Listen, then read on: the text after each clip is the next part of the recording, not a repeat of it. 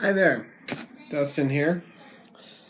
Here to do a little short video on how to use a Baitcaster. I don't want people to get bored with me, so I'm going to try not to be monotone in my first official real fishing video on here. I just made one and it didn't look very good, so I deleted it and I'm making a new one. Alright, first item up for bids. Sorry, I want to sound like Bob Barker. Alright, this is the Abu Garcia Baitcaster Silver Max. I got this about 3 years ago. This is the one that I learned on, but no, 2 or 3 years ago. It's the one I learned on. This one has been really good for me. I've caught numerous amounts of fish in this. I've caught big trout, got bass off this. This has been a great fishing pole for me. Probably the best one I've ever had. I love it. Works absolutely fine. It is flawless in the way that it works. Just need to put a little bit of lube and oil and grease on there, and it's ready to rock and roll. This here is a Quantum X36 Performance Series 6.6 rod. I have about 15-pound test on here. See on my reel there. I generally use 15-pound tests. I know a lot of these fishermen will say, oh, I use 8-pound, I use 10-pound, I use 12-pound, I use this pound.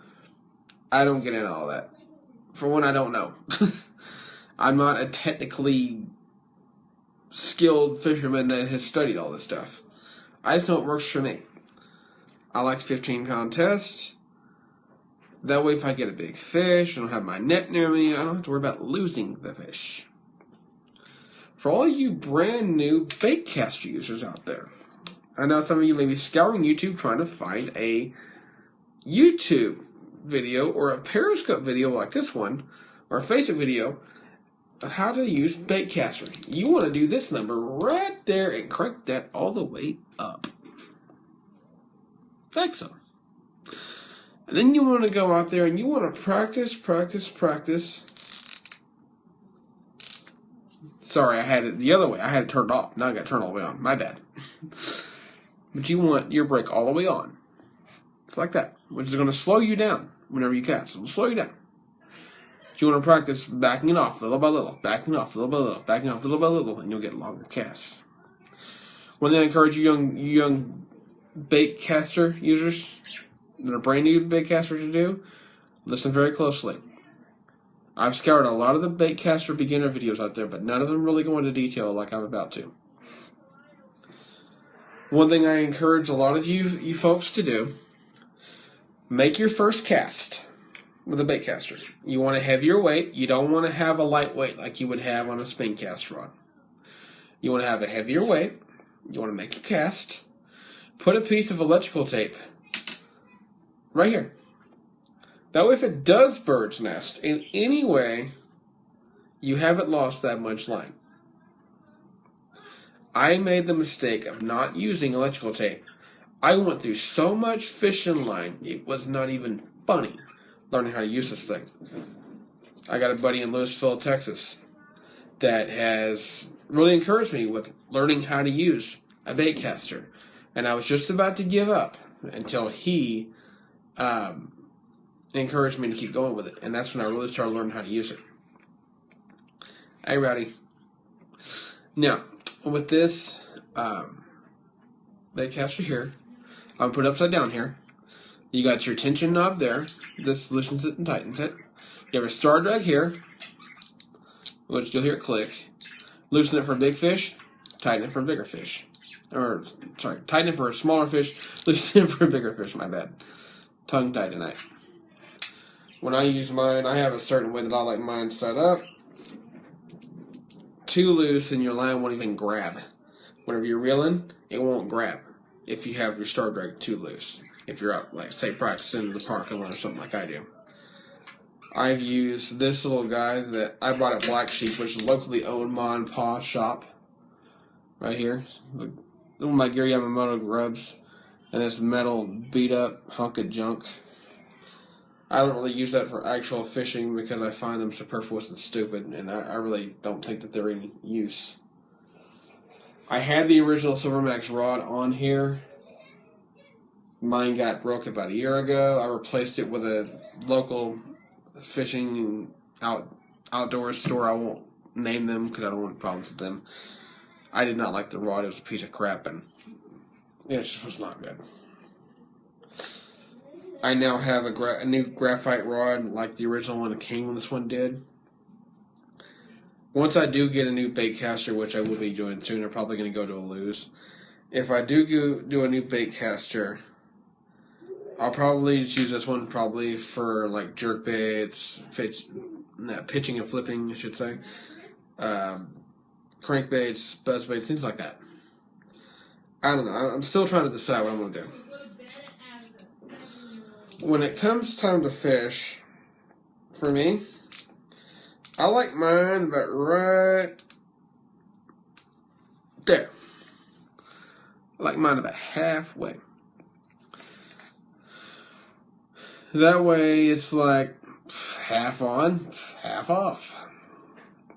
Right dead center in the middle. Sometimes I'll even will turn it back. If it's a super windy day though, I'm gonna crank it up a little heavier. Like lately here in North Idaho, we've had a lot of wind. So if I was fishing like say right now, I'd be probably cranking it up all the way because of the wind, because that'll slow it down, and I'll have to adjust the tension knob accordingly. One problem that Baitcaster uses, from going into depth here, that other new Baitcaster videos will not tell you. This right here, this is your braking system. This has to be in line with this. Your tension knob and your braking switch have to be in perfect alignment. If they're not, your spool's going to be all cattywampus. You're going to get more bird's nests than you care to tell about. You're going to have all kinds of problems all day long. I learned from using it on my own how to set my star drag, how to set my tension knob, how to set my braking system. That way I did not get the bird's nest. And once you figure that out, you won't have any more problems. I had so many problems with some of these different fishing line products, like Trilene. Trilene I'm very picky on. The only one in Trilene I would even consider using is the invisible kind. It is really personal preference. Sorry, my son would come tell me that. It's really personal preference as to what you want to use line-wise. P-line for me, or Seeger, one of those are good lines. I want to try Invisics. I have seen John B. at Fishing the Midwest use them, and I want to try them myself because I hear very good things.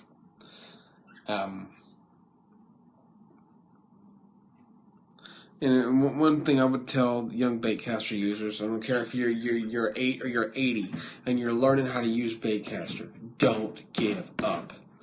I just about gave up. Don't do that. Don't do that. Just about the time I was ready to give up, so I started catching fish off my Baitcaster, left and right. I threw out a KVD. This is about 2 years ago. I threw out a KVD, just kind of like just tossed it out there. I had like a swim bait jig rigged up. I tossed it in the Spokane River, and I let it sit. I mean, I gave it a light twitch here and there, like you would with normal bait casting, bass fishing. Light little twitch. But other than that, I really just let it sit. And before I knew it, I was setting my hook, reeling in about a 2.5 pound fish. I want to go over some different fishing products as money allows and as time allows, and show you things that I try. Once I'm able to get back out on the water, I will. Right now, at this juncture, I'm not currently able to do so. But soon and very soon, I will go out and start fishing again. And I want to really go over some things with me actually using my Baitcaster and show you how to properly use it. If you guys should have any questions about Baitcaster, feel free to message me, and I will do my best to try to answer your questions. Hope you have a good night.